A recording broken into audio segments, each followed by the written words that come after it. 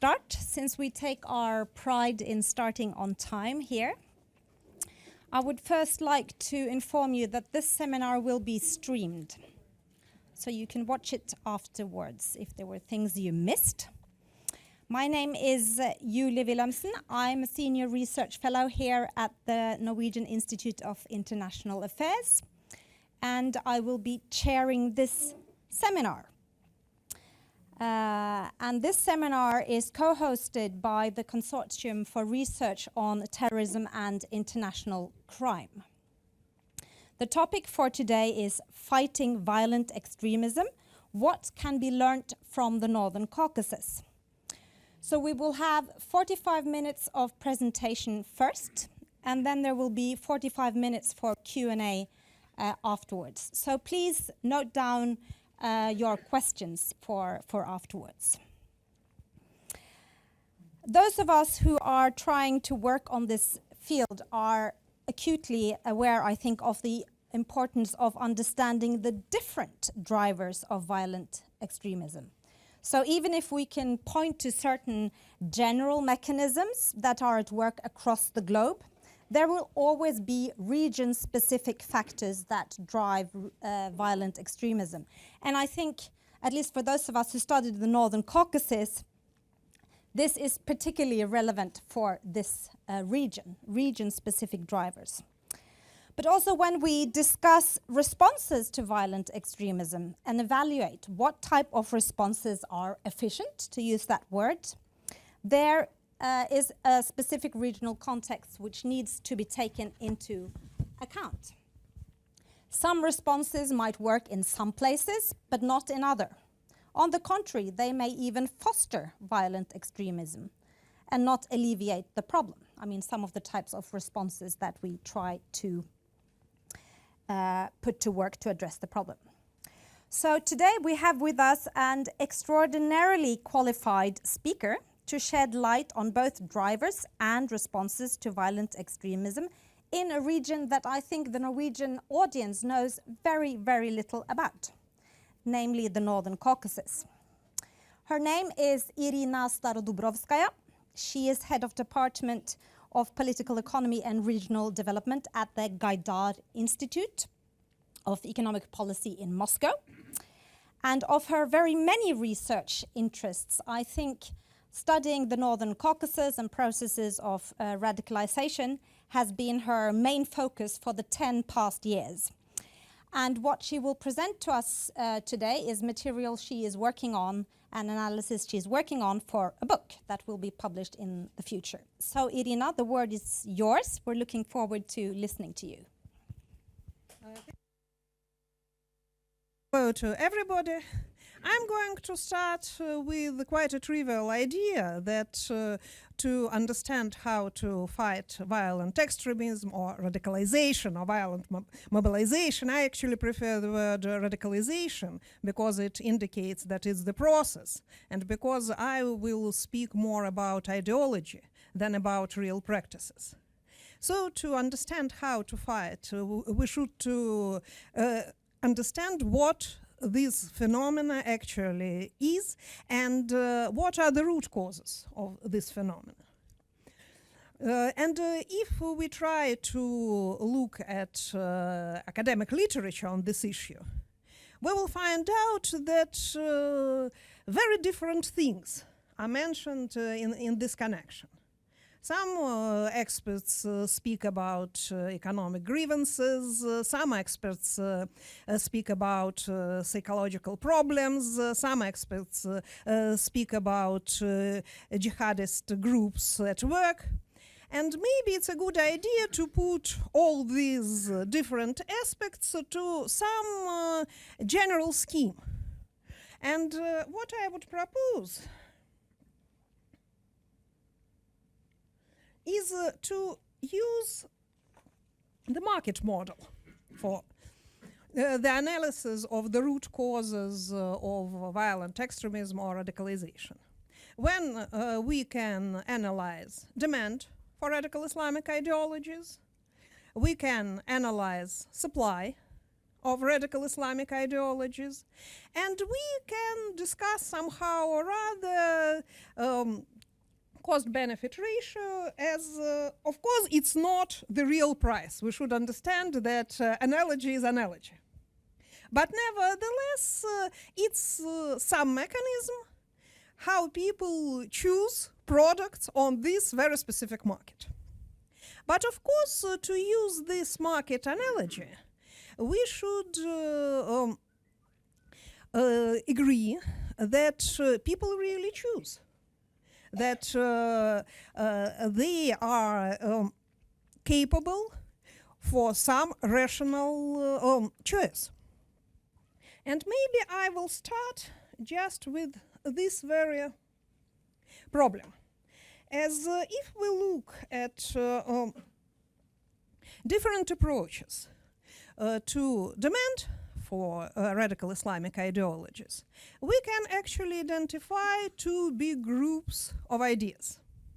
The first group is that it's just brainwashing, that those people are under control of some agents of some forces, and actually they can hardly make real choices.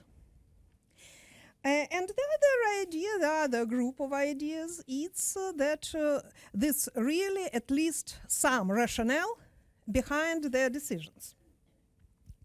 Actually, I try to find out, at least to guess, how this first idea actually appear. I think that the main source of this first idea are the relatives and the parents of radical Islamists. At least it's true for the North Caucasus. As what should young people do in any traditional society? They should obey. And it's their function, and it's their role, and normal young people in traditional society do obey the elders. So if those young people do not obey, it means that there is something wrong with it. Maybe there is something wrong with their mind, and so they cannot be considered as those who really can make decisions. But when one starts talking with people within the Islamic milieu, actually they identified absolutely different reasons, and most of them were perfectly rational. So now I am moving to the results of my field work, and would like to talk about how these, at least partly rational choices, were being formed. So the general setting, the general background for the appearance of the demand for radical ideologies was the situation of almost total institutional chaos. And there were several roots of this chaos. First, of course, it was the disintegration of the Soviet Union and collapse of communist ideology. There's very funny that young people in the North Caucasus call their elders as lost generation. Oh, they are communists, they are lost generation. So people are useless at all. But of course, the collapse of communist ideology also created the ideological vacuum, which is very uncomfortable for people coming from traditional society. Because in some sense, Soviet Union was very traditional, because it was one truth, one ideology, not too much choice, and it's a very traditional thing. And suddenly this disappeared. The second thing behind this institutional chaos is the fall of the Iron Curtain, and quite a complicated way of globalization in these republics, as it was both Western globalization and Arabic globalization. And again, instead of one truth and one ideology, some complicated mix of absolutely different ideas which are in conflict with each other, which also was one of the things behind this institutional house. Then, actually, the relations between people in the villages of the North Caucasus changed very seriously, as traditional norm stopped working because of the introduction of market relations.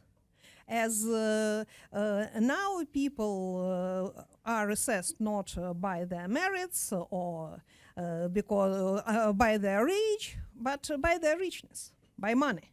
And it actually changed quite a lot and also contributed to the destruction of traditional norms and rules.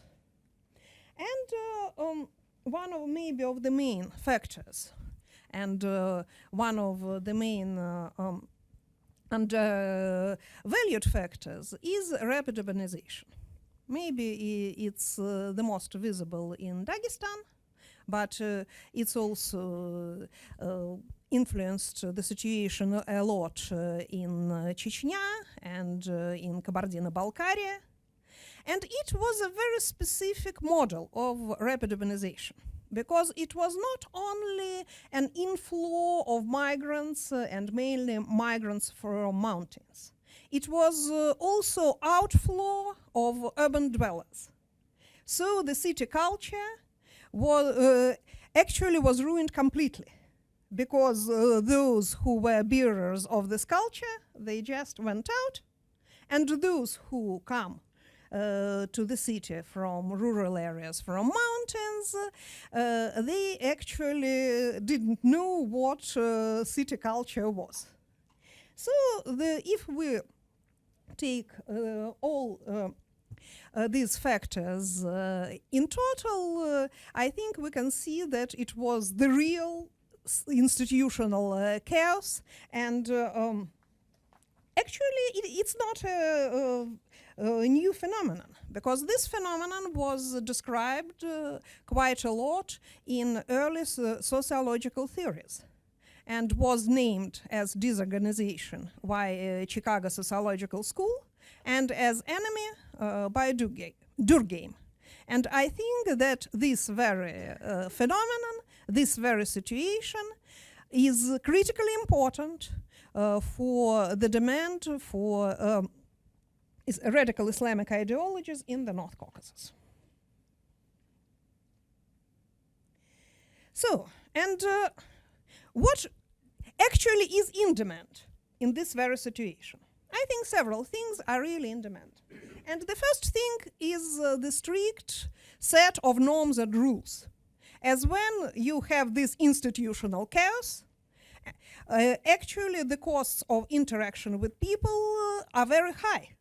You cannot expect from the people something definite. You do not know what to expect from people. So you need at least some community with strict norms and rules. The second thing which is important is that actually in this situation, generation gap really widened. Because if parents were shepherds in mountains and children are city dwellers, there is not too much that actually parents can teach their children. So their children have to acquire their own experience, to find their own way of life, to find their own place in the world. And actually traditional rules really do not allow them to do it efficiently. Because, again, by traditional rules, they have to obey their former shepherds in their city life. So they need some instruments to legitimize generational conflict.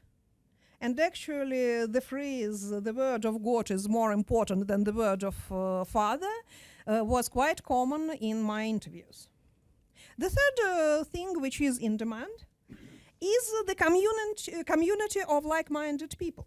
Because if vertical kinship ties were weakening, it means that there should be some substitution. And with this generational conflict, this substitution should be horizontal and mainly within one generation. So, and it should not be not only the community of like-minded people, but also the community with some violent capacity. Because in the absence of the rule of law, there is rule of money and rule of force. And they have to survive in these very unpleasant surroundings. So the word violence actually appeared the first time there. And the last but not least, they actually need legitimation of their protest against the social system, because this system is very uncomfortable for them, at least for those who have not enough money and not enough force to make the upward mobility in these circumstances. So they need some alternative social ideal to substitute the current one. And actually the idea of caliphate was nicely used for this alternative social ideal and to legitimize this protest against social reality. Actually, there were also the other ideologies on the market, but they were not so efficient in satisfying this demand. For example, traditional Islam. It could not be used for legitimizing either generational conflict, because it's the religion of parents, or the protest against social system, because traditional Islam is usually an official Islam, which is recognized by the state and which supports the state. Nationalism. Nationalism is a good thing for protest mobilization, but it's not a good thing either for strict set of norms and rules, or from generational conflict, because nation is something where all the generations are united. So it worked for some communities which actually have some common interests between generations, but it could not work universally. And liberal ideology was considered more as a cause of the disease than the possible remedy. Again, for the people coming from a traditional society, liberty is not, they do not consider it as a very good idea. Of course, these demands were not universal, because there were certain groups and certain communities which had a good ability to promote their members within the post-Soviet system. And so these members, rich people, high-level people, can serve as a good example for the others. But at least these demands were quite widely spread.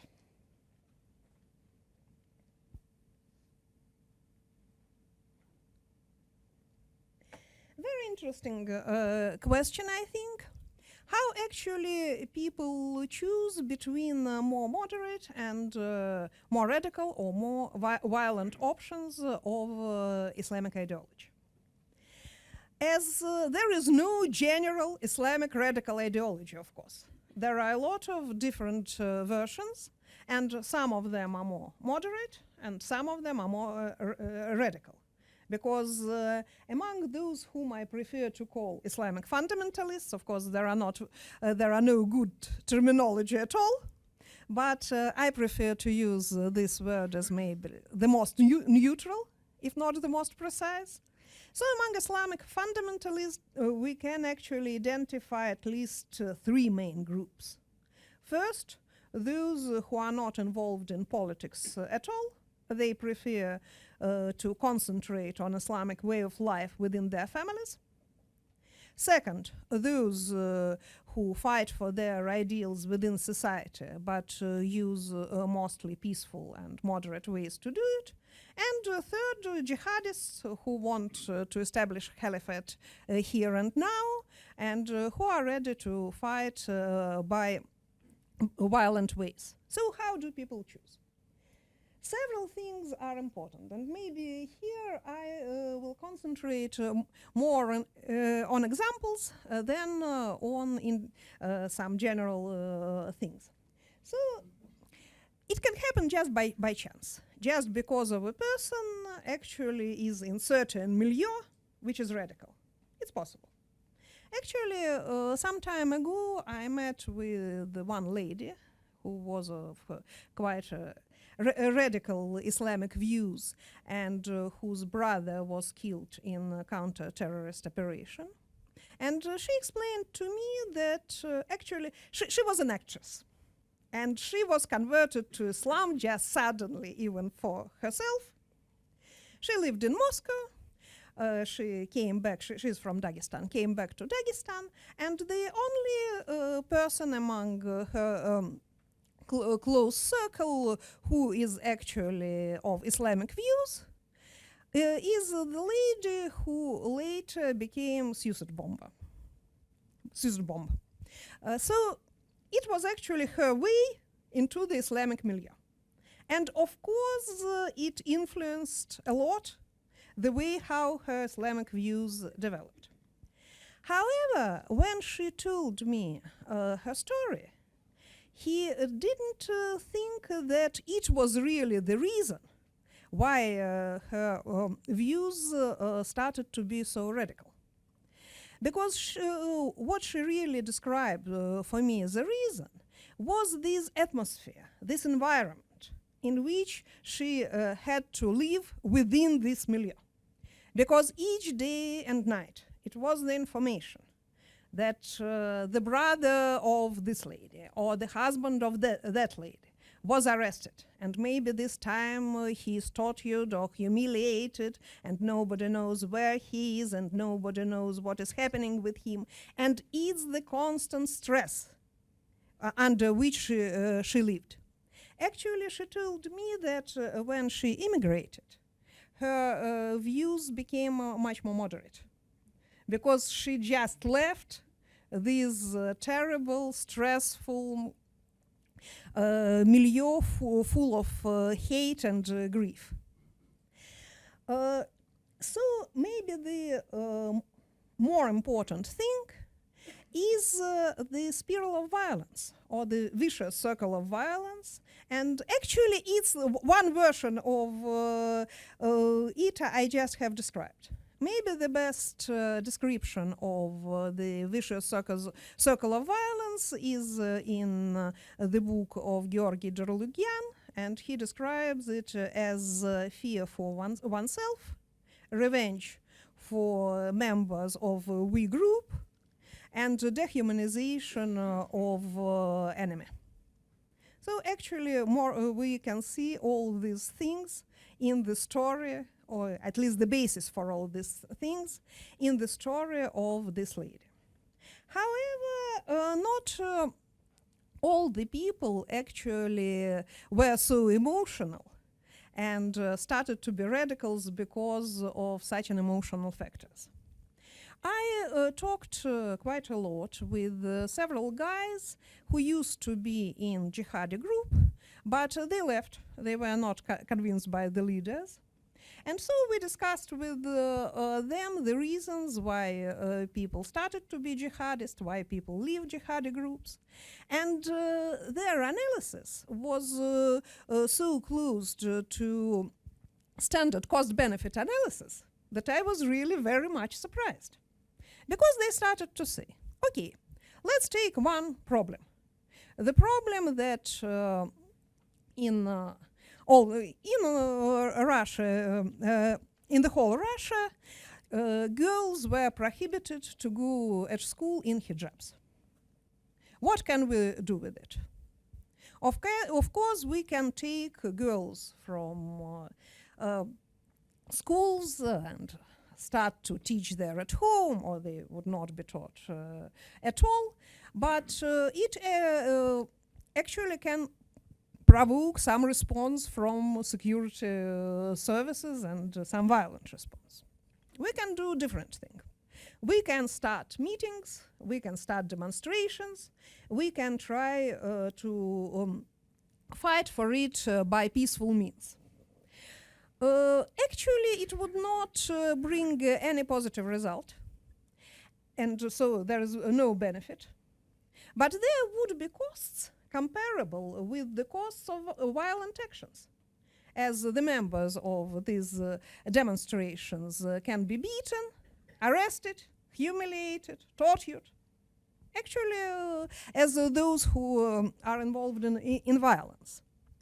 But if and when there were several murders of those directors of schools who actually humiliated girls in hijabs and were most determined not to allow hijabs in their schools, actually problem disappeared.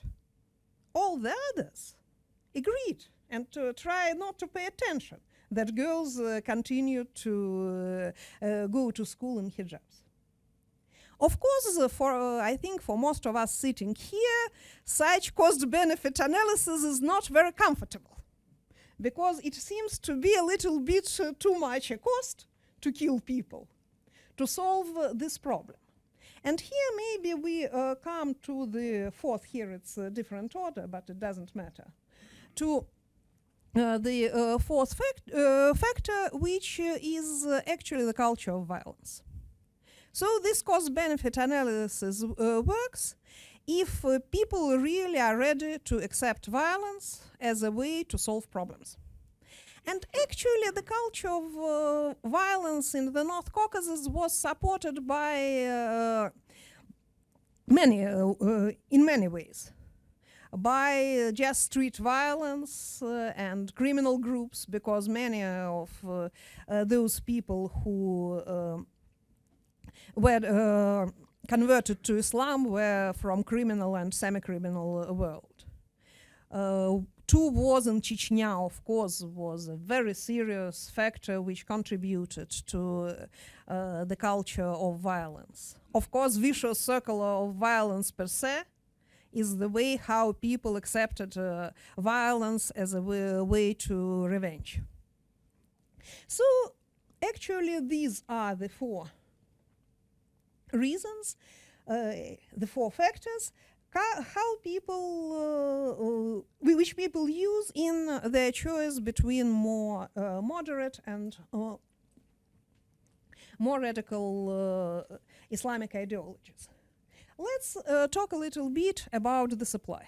I will talk not too much about the supply. I studied it not so in details as the demand side, but nevertheless, again, there are two main positions. I used terminology from one of the articles, which put it as it's the role of moderate fundamentalist ideologies in radicalization, either as firewall or as conveyor belt. So in Russia, usually it's the idea of security forces, that actually there are no different Islamic ideologies. There is just one line.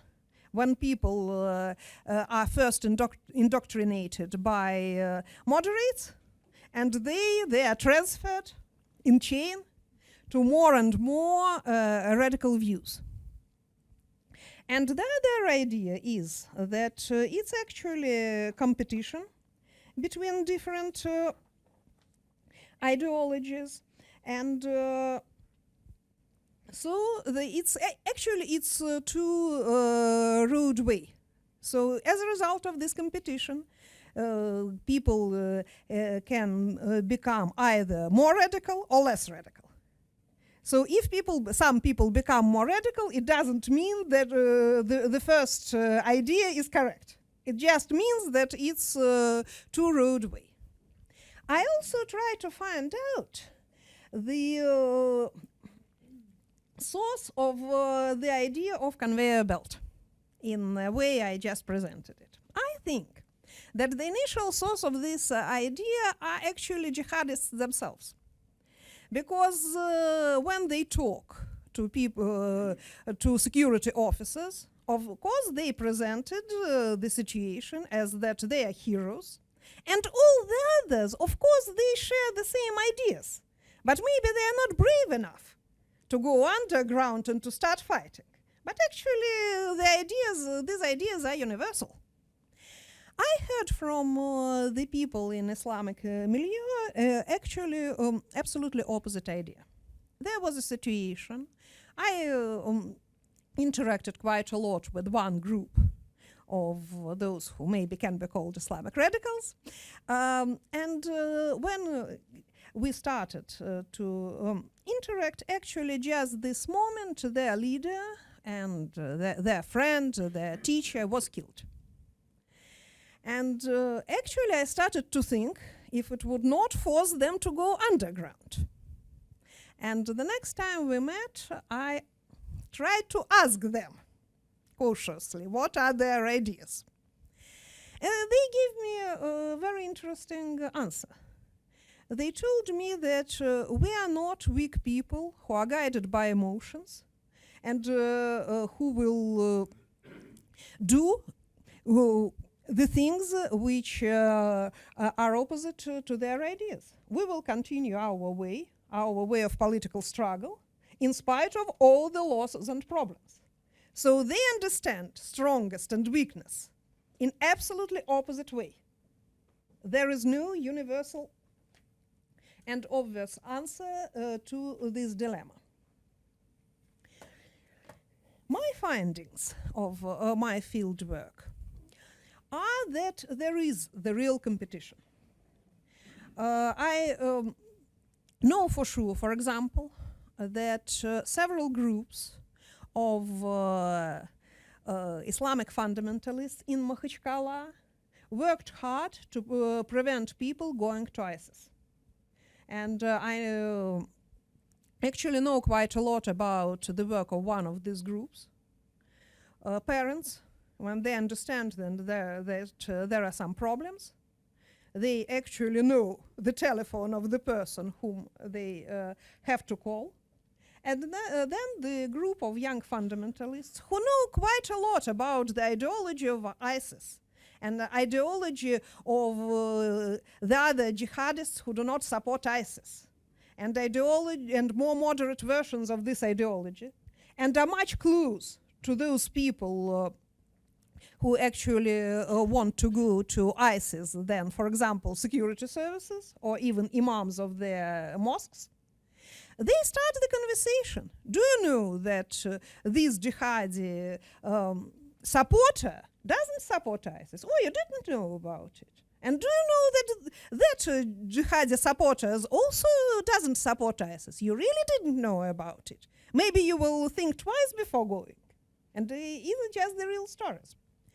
And the second thing which I think is very important is that the supply is global. And sometimes we underestimate this thing, but even if we take this very rural and traditional region of North Caucasus, Ingushetia, I talked to those young people who support one of the popular imams in Ingushetia, but this imam doesn't act as Sharia lawyer. So they have to find some other sources. I tried to find out what are the sources of knowledge in Sharia. Finally, I found out that they have telephone numbers of people in Saudi Arabia, in Egypt, in some other places. So if they have questions, they just call or write on the internet, and they receive answers not from their imams, not from even from somebody in the region. They receive answers from those centers of Islamic thought. Just several words, as we have already discussed a little bit cost-benefit ratio, just several words. We have keep in mind that cost and benefit assessment is conditional, not universal. As I told you about culture of violence, one thinks can be considered as benefits in culture of violence, the other things cannot be considered like this in some other cultures. Actually, acceptance of radical ideology may be both rational and irrational. And I think we can find a lot of stories, both from people in this milieu and from academic, from students of Islamic issues, that actually people follow their family members or their friends and just go to jihad because the other also go to jihad. But actually it's the problem of those somebody should be first. Somebody should first go for others to go behind this first person. And maybe it's very important to understand how the ideology of those leaders who are to be followed by others is being formed. And I think that for the leaders, it's quite true that their cost-benefit assessment is quite rational.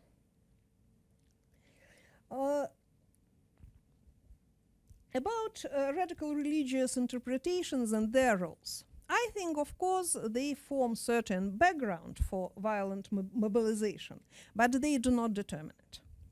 And maybe I would like to tell you in short the biography of one of the last leaders of North Caucasus. As I was told by the people who actually knew him. It's alias Kibekov. So he studied abroad in, I do not remember in what Middle East country. Then actually he understood that jihad is quite respectful way of acting. But when he came back, he didn't start jihad. He tried to find out how actually he can adapt to the situation in the North Caucasus. And of course he started delivering Islamic lectures. It's the natural way for him to live in this situation. Then the group which studied Islam from him just disappeared. Nobody, I do not know what happened with it, but it disappeared. Then his close relative, who was the first doctor of Sharia law in the North Caucasus, was shot dead, almost near his house. Even after that, he didn't turn to jihad. He was one of those who signed documents from the side of Salafis in reconciliation process in Dagestan, which started in the fall of 2010. I will not talk, I have no time to talk in details about this process. If it's interesting, I can develop a little bit answering questions. But he was one of those who signed those documents. And only when he understood that this reconciliation process failed, he went underground and became the leader of North Caucasus. Caucasus. Yes, Caucasus Emirate, sorry. What is also important is that radical milieu actually offer additional opportunities for alternative form of self-realization. It's also some type of vertical mobility. As if people have no way of vertical mobility, of conventional vertical mobility, they try to find other ways.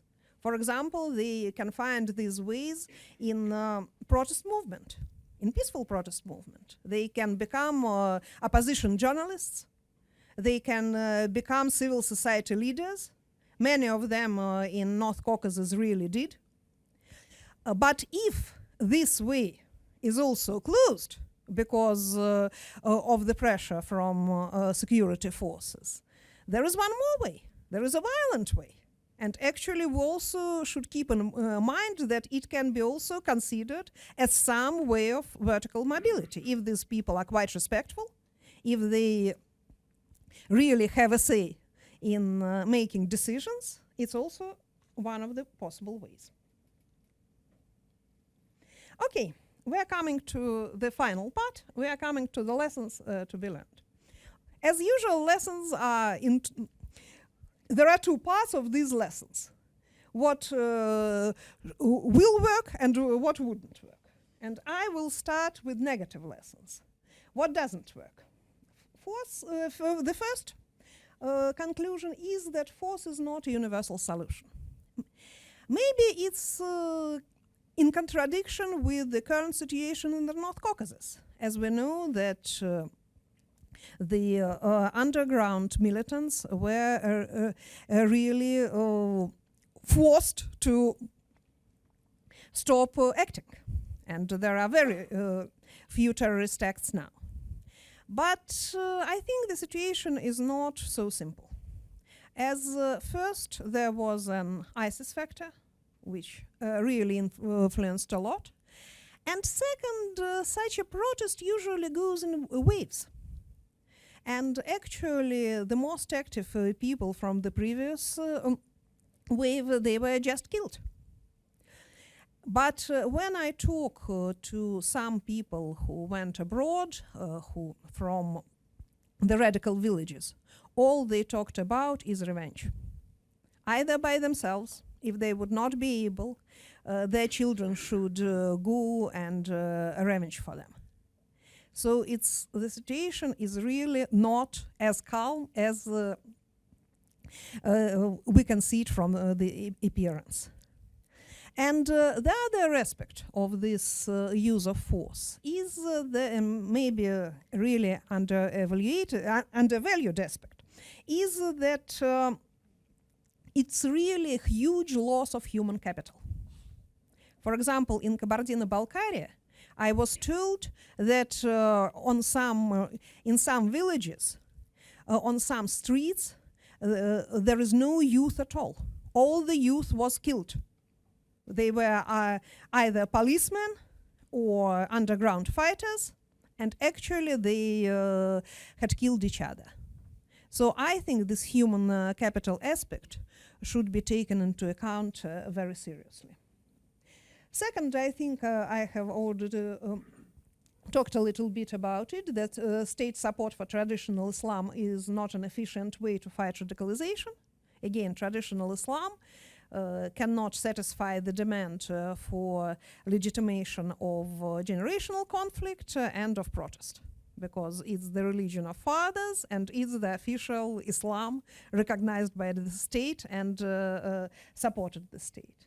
And it's a very popular idea. I thought it's popular only in Russia, but it appeared to be also very popular in Europe, the training of local imams, which should be trained in correct version of Islam, would solve the problem. Maybe it's not a good idea. It's not a bad idea to train imams, but it would not solve the problem because the market is global. As I told you, people call to Saudi Arabia, to Egypt, to any other place, and they should not go to their imam to solve all the problems and find all the advices. And the most important, where is it? The most important, what might work?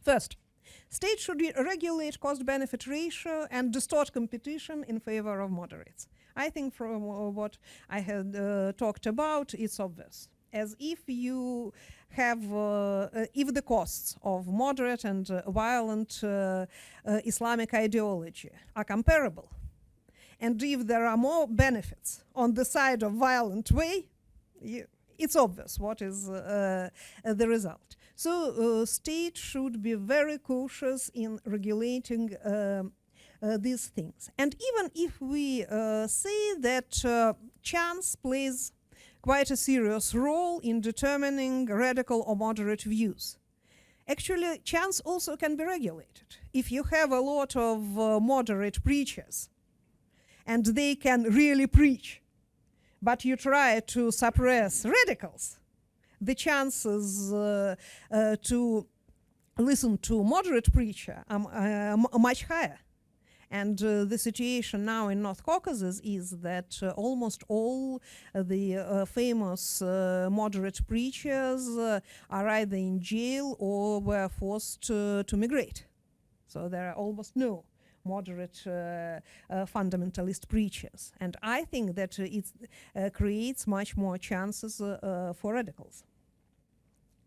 Barriers for self-realization should be removed where as possible, depending on social conditions. I would like to pay attention to the last part of this sentence. As in many works on de-radicalization and counter-radicalization, you can read some very good advices as fight corruption, improve governance, or something like that.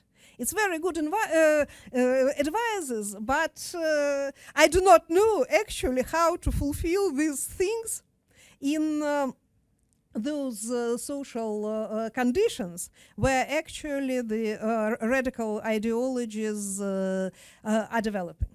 So I think that we should find much more modest, but much more realistic things to remove those barriers. For example, I tried to push as much as I could in Russia to have some programs, some educational programs for people from the North Caucasus, where different people, including Islamic radicals, can be invited.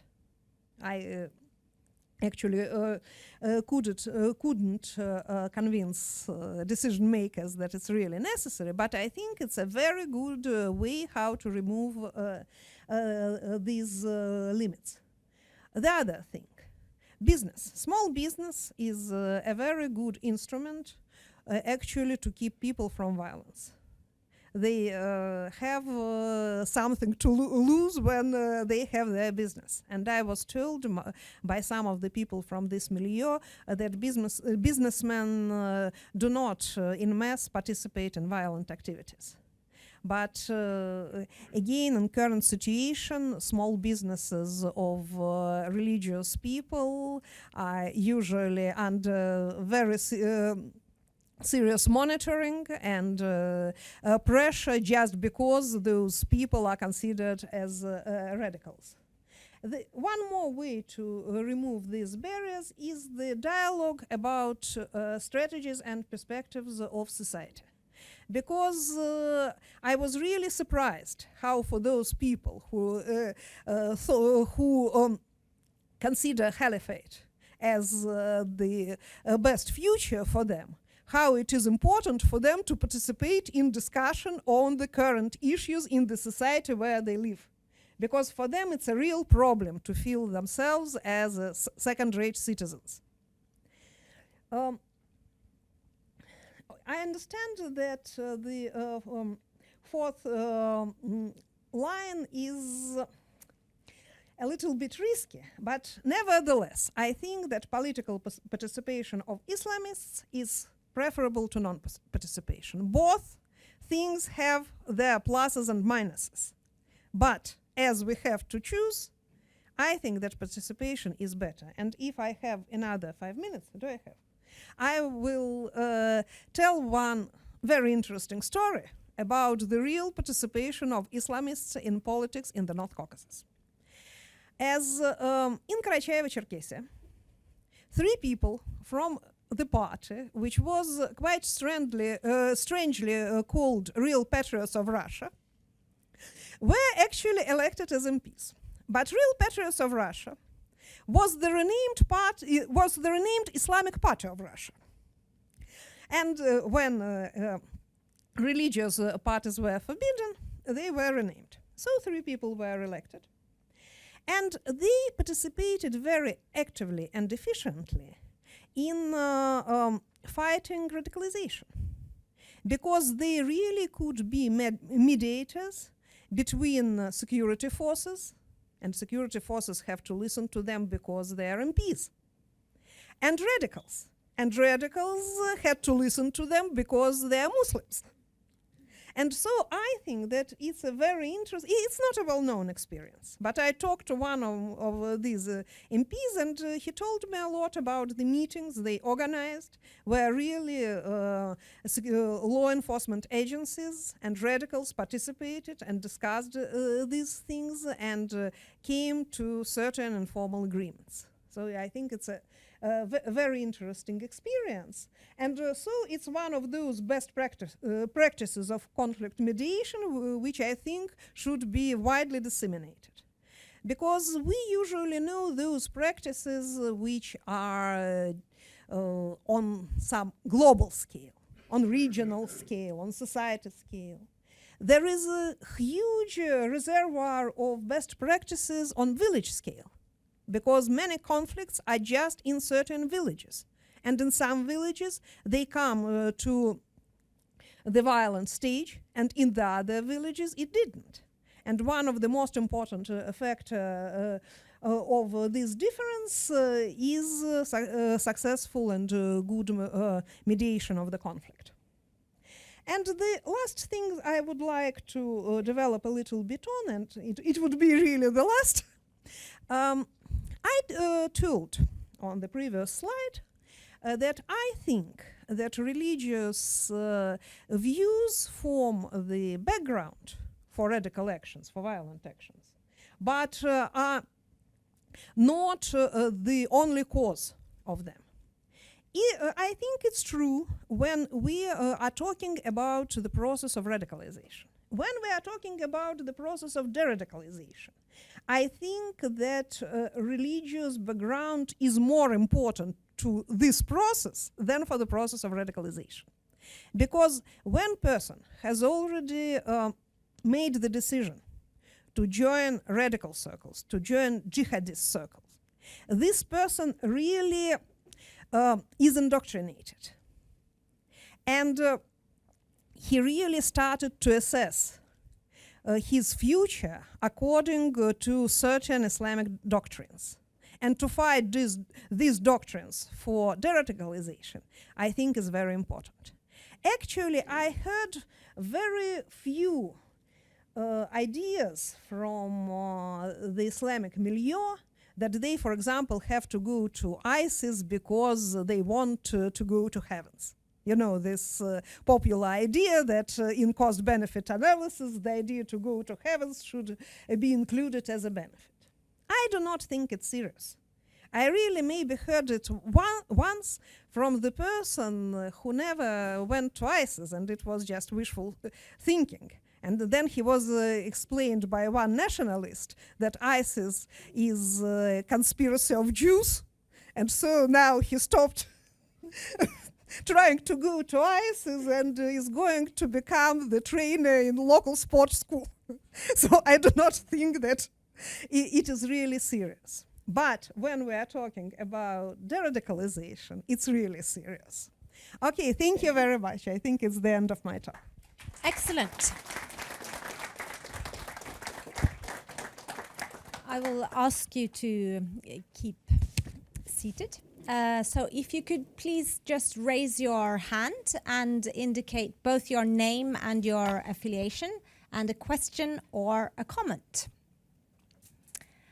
And if you are still thinking, I think I would ask, because I don't know how many of you are familiar with the area which Irina was talking about, but I would ask just a few points of clarification against certain terms, which I know is kind of alien to a Norwegian audience at least.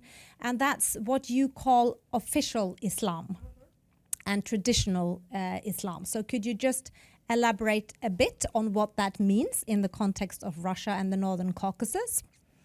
And then secondly, working within your framework, it seemed to me that traditional Islam, being Sufism often in the Northern Caucasus, isn't competitive at all.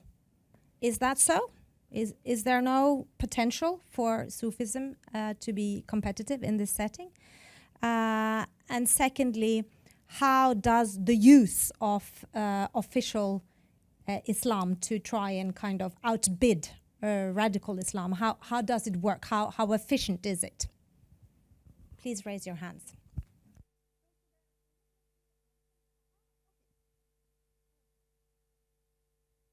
So, as I think all of you know, in Islam there is no church structure.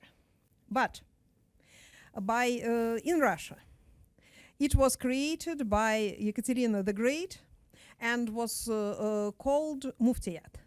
And now I will not tell you all the long story of Muftiyats in the Soviet Union and in Russia. But now each republic of the North Caucasus has its own official body responsible for religion. It's not state body, but it's official body responsible for Islam, and it is called Muftiyat. So it's actually the organization which is usually supported by the state and which supports the state. It's actually different in different North Caucasus republics. It's Sufism in Northeast Caucasus, and it's not Sufism in Northwest Caucasus. But we do have Islamic conflicts in Northwest Caucasus as well, which actually shows that the conflict has not only religious but also social background, and even mainly social background. Traditional Islam is a very unclear term actually, but again, it's the Islamic views which are recognized by the state as traditional for this territory. Traditional Islam is again different for different Russian Muslim regions. In some places it's Sufism, in some places it's Hanafi mazhab, but in all the places there are a lot of folk elements in it. And actually those folk elements are the area where most fighting took place. So it's a so-called folk Islam. I do not know if I need to explain. It's Islam which was seriously influenced by traditions. So it's which actually were not Islamic.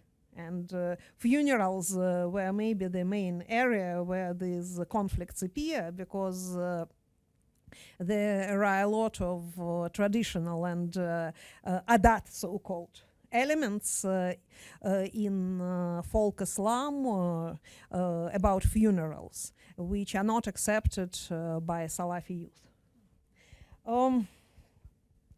But if Sufism is competitive, there are a lot of different schools in Sufi thought, Islamic thought, so it's very difficult to answer this question in general.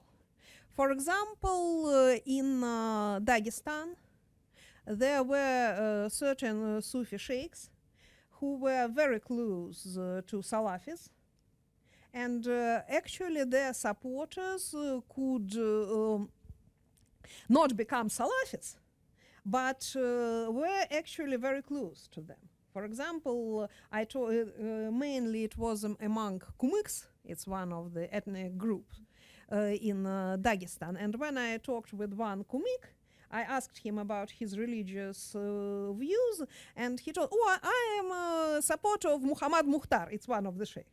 I am Salafi. Sorry, I am supporter of the sheikh or Salafi. I am supporter of the sheikh, I am Salafi. So they actually made no difference. So I think it's different for, and the most problems, of course, are with traditional, with official Islam, because it cannot serve as Protestant ideology. But actually, it can propose a lot of benefits, material benefits, and career benefits. So, of course, he's competitive in this area. But there is not maybe very recent, but quite recent development in official Islam. It also started to be more violent. And we have several extremely violent conflicts, for example, in Dagestan, where actually the source of violence was traditional Islam, not Salafis. And it's also quite a new tendency in this area. Thank you. We have a question here. There's a mic for you. Hello. My name is Nursultan. I'm a student at the University of Oslo. Thank you very much for the lecture. The question is in terms of, it's related to moderate Salafists, not the extremist ones.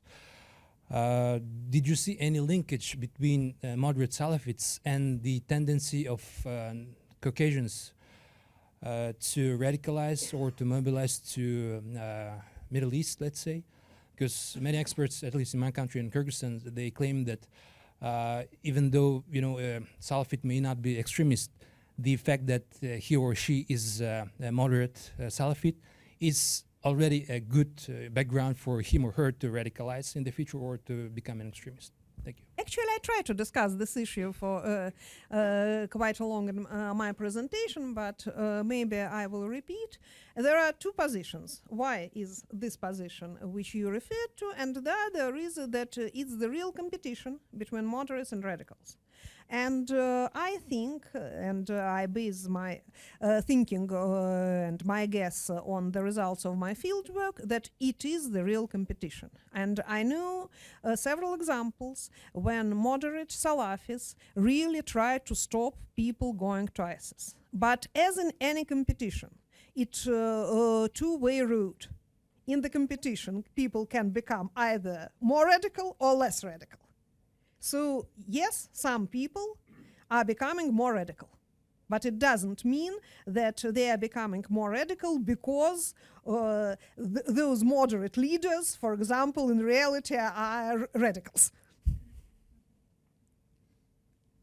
Yeah, I didn't answer you.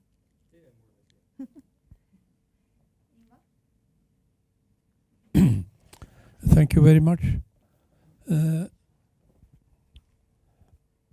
I was in Chechnya as an election observer after the war in the first war, and then I had 6 Red Cross workers were killed there. 2 of them were Norwegian nurses, and I had as an extra job to find out as much as possible about these murders. In that connection, I connected with chief of police who were investigating it. And this was in the middle of Ramadan, and it was in the middle of the day, and he took up a bottle of vodka and gave me a drink. And my assistant said, "How on earth can you do this? It's in the middle of the day, in the middle of Ramadan." And he said, "Yes, I know, but here I am the chief mullah." I mentioned this as an example that in Chechnya, people were traditional customs was regarded above religion. Then you had 2 wars. They were both started by the Russians without any links to Chechnya. The first one was started because Yeltsin wanted to be re-elected. But could you come to the question, please? Yeah. Yeah. So what is the question? The question is, if I can't say the background, just leave it.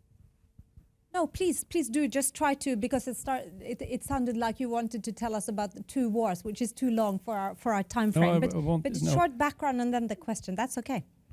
I would just say that the reason why for the situation in Chechnya is the 2 Russian wars. They became radically religious during that period, and people who are pushed into desperate situations, they often turn to religion. And I think why we got this now fanatical religion here is because of the Russian aggression. Thank you. Actually, it's a very interesting issue, because you can look at the situation this way, but you can look at the situation a little differently. Actually, the Islamization in Chechnya, the active Islamization, started in the situation when nationalistic forces actually were victorious. So it was the victory of nationalists, and we could expect that the nation would actually praise nationalists and start doing something according to this nationalist cause. And we actually saw the opposite thing when it was the real divide just after the victory, and and the part of this divide was because of Islamists. There were also other factors, political factors, but of course the religion was very important. Actually, I'm trying to find out what actually happened, and I would not say that I am fully successful, but at least I can tell you one story.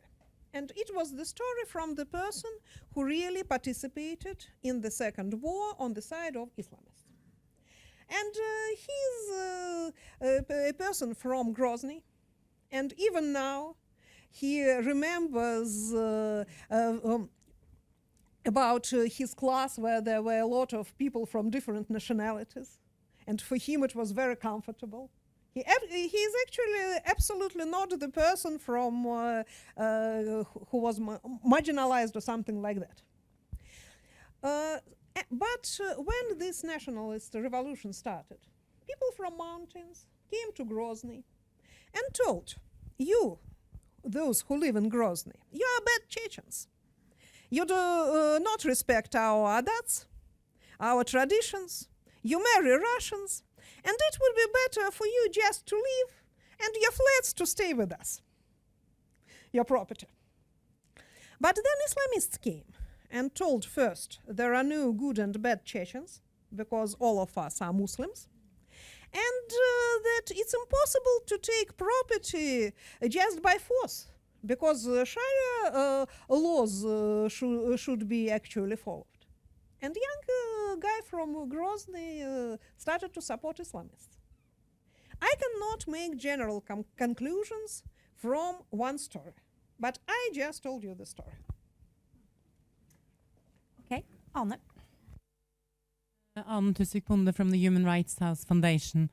I wonder if you could say something more about the violence of the culture of violence, and if you could compare your findings with the different republics, if you could say something about the background in the different republics you have studied, because now you gave the general overview, but it's interesting to see the background. I think the culture of violence was quite general for all the republics. And it was actually determined by several things. First, I think we often underestimate how many Islamists come from criminal or semi-criminal milieu. As in all the republics, I was told a lot of stories about this transfer from criminals to conversion of criminals to Islam. And I think it's a very important thing. Street violence was universal, as the state was weak and there was no rule of law at all. And so it was also an important thing. The two wars in Chechnya played extremely vital role. It was really critical, because a lot of young people from all the republics actually went to military camps or participated in fighting itself, and they were a very serious force of radicalization. For adicts, I guess, participation in Georgia and Abkhazian war could also play a certain role. So, and the vicious circle of violence, it was almost common for all the republics. However, it's also a very interesting thing. Let's look at Karacháyevo-Cherkessia. I do not know how many of you know about this North Caucasian Republic, yes, because it appears in news very rarely. There is almost no problem of religiously motivated violence in Karacháyevo-Cherkessia. At least I actually used memorial data to compare the number of victims, but they had data on the number of victims among security forces. And so the number of victims among security forces in Karacháyevo-Cherkessia was 10 times lower than in Kabardino-Balkaria. And it's the data from 2006 to 2015. 10 times lower. So it's possible to explain why many never heard about this republic. So, of course, street violence and those criminal conversion was universal and actually was typical for this republic as well. But they almost didn't participate in Georgian Abkhazian war. Those who went fighting in Chechnya, almost all of them were killed. And security forces were not as violent as in the other republics. And so they really prevented a vicious circle of violence to start. Sometimes there were problems, but usually everything stopped after the first round, when there were actually attempts to kill those who were personally involved in atrocities and humiliations. But then several instruments were found to stop this process, and mainly this conflict mediation, which I talked about. So I think the experience of Karacháyevo-Cherkessia is very important in discussing this issue.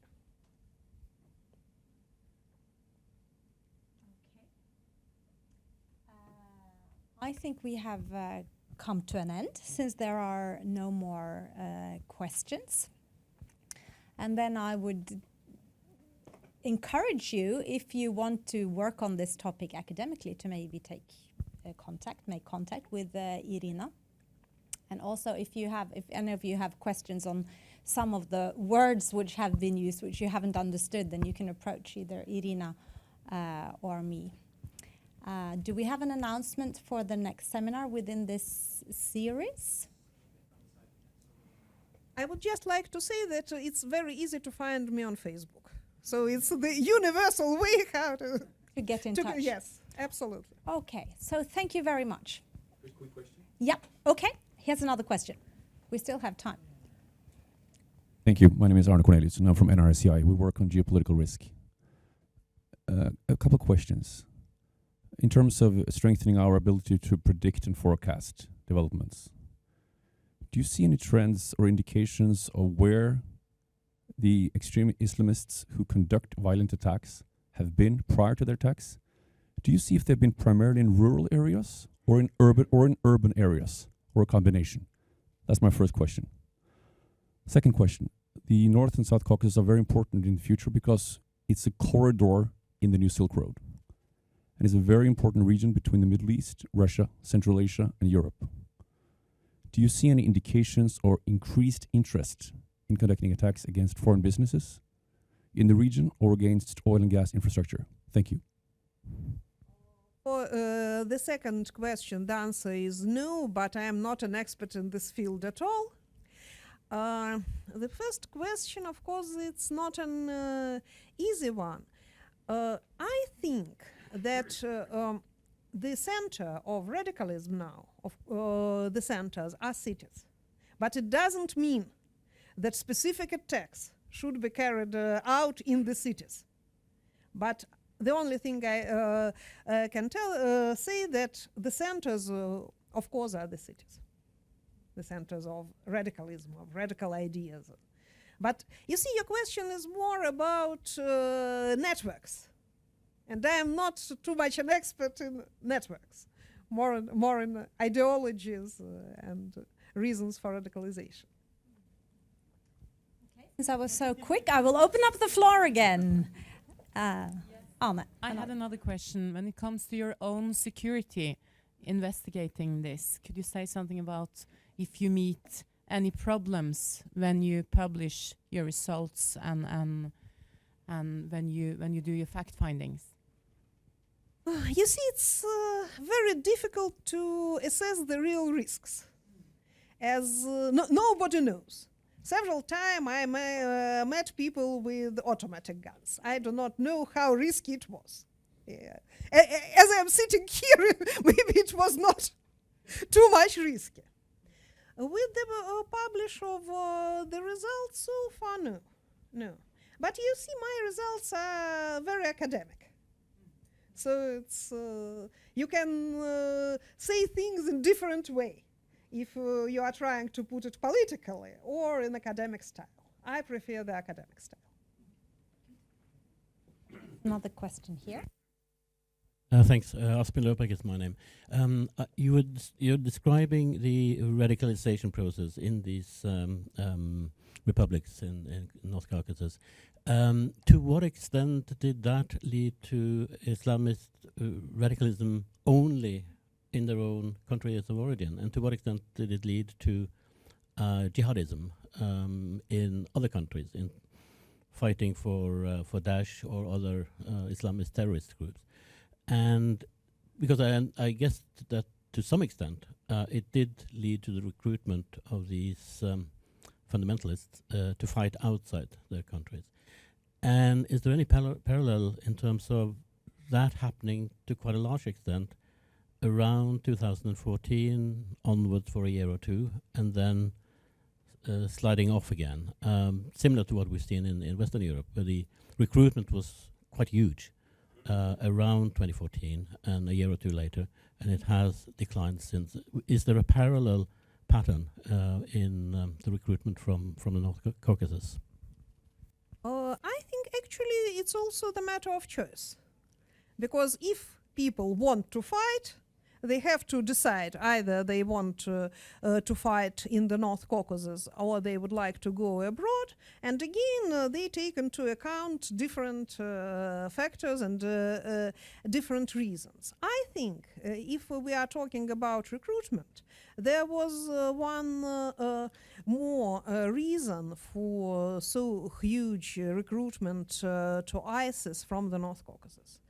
Actually, there is some information, again, I cannot say for sure, but there was some reports about it that security forces of Russia actually stimulated migration to ISIS because they wanted a good security situation on Olympic Games. So it could be another serious factor.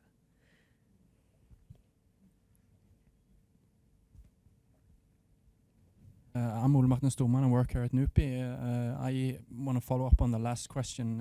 When you look at the demise of the Caucasus Emirate, they seem like they've been crushed, the Al-Qaeda branch in the Caucasus. I'm just wondering, do you think that is because of successful countermeasures or repression, or do you see it as more of a competition from ISIS, or both? What's your view on that situation? I think the competition actually played certain role. Again, there were rumors, and I can refer to it only as rumors, that ISIS people even helped in crashing Caucasus Emirate. But in general, if I can spend a minute on it, when we are talking about migration to ISIS, I think, as I understand this, we should understand that not only radicalization could be behind it. And I will tell you the story. The story is not from the North Caucasus. The story is about Tunisia. And a young researcher who is Tunisian himself told this story on one of the conferences. For young people in Tunisia, it's fashionable to migrate. There are different ways to migration. They could migrate in Europe. Some of them succeeded in migration, some didn't. Those who did succeeded, many of them went to ISIS. It is just considered as some alternative way of migration because migration is quite fashionable. So the issue of values is not so important. They tried to Europe, they failed, they went to ISIS. For some people, at least it was in the press, it was maybe the only opportunity just to travel. And if they live in some remote places with no hope and no joy, maybe to travel is a good thing. So we should understand the diversity of reasons to go to ISIS or to any other place of this kind. We should not try to determine everything by radical ideologies. And the same thing was in Caucasian Emirate, because I was told by some people in Dagestan, some people from jurisprudence, that some of their clients went to fight just because of some quarrels in their families. The young guy was beaten by his brother publicly. What could he do? He decided to go and die and to go to heaven, and for 2 weeks tried to find the cell of Caucasian Emirate. It's the real story. I would like to, I would like to add, because I work more on Chechnya and Irina more on Dagestan, that I think the explanation is very multifaceted, and at least for the Chechens, you need to add 2 facets, which I see from the material which we have looked at. The one thing is the feeling of recognition and a sense of solidarity with the Muslims in Syria when watching what they were going through. So the Chechens, of course, have lived through 2 very heavy wars with very heavy use of violence and much suffering. And in the material we have looked at, that is a core reason. They identify with the suffering of the people of Syria, and they want to help them. And then secondly, it's the fact which Irina is talking about, simply that the Kadyrov regime is so repressive that you cannot fight in Chechnya any longer. So this was an opportunity, you know. They seem to be having a success with the Islamic State. They were actually realizing, you know, the kind of dream of a well-functioning Islamic society. So I think that aspect is very important in explaining at least the Chechen case. Okay, is there any final question? No. Then I would like to thank Irina very, very much for sharing her research with us.